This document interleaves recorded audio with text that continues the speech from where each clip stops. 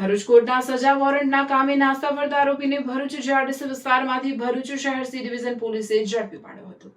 નાયબ પોલીસ અધિક્ષક સી.કે. પટેલના સીધા માર્ગદર્શન હેઠળ ભરૂચ શહેર સી ડિવિઝન પોલીસ સ્ટેશન વિસ્તારમાં ખાસ ટીમોની રચના કરવામાં આવી।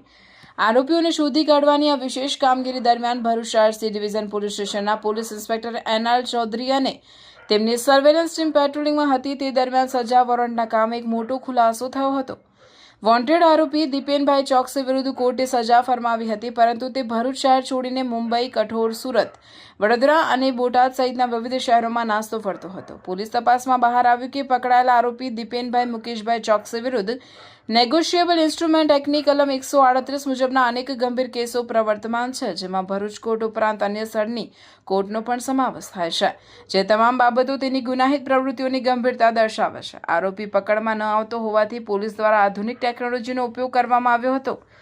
પરિવારના social data analysis, human intelligence અને ટેકનિકલ સર્વેલન્સની મદદથી બાતમી મળી હતી કે આરોપી હાલ ભરૂચ જીઆરડીસી વિસ્તારમાં છુપાયેલો છે। આ બાતમીના આધારે ત્વરિત કાર્યવાહી કરીને પોલીસે ભરૂચ જીઆરડીસીમાંથી આરોપીને સફળતાપૂર્વક ઝડપી પાડ્યો હતો અને કાયદેસરની કાર્યવાહી હાથ ધરી તેને ભરૂચ જિલ્લા જેલ ખાતે મોકલી આપવાની તજવીજ પૂર્ણ કરી છે।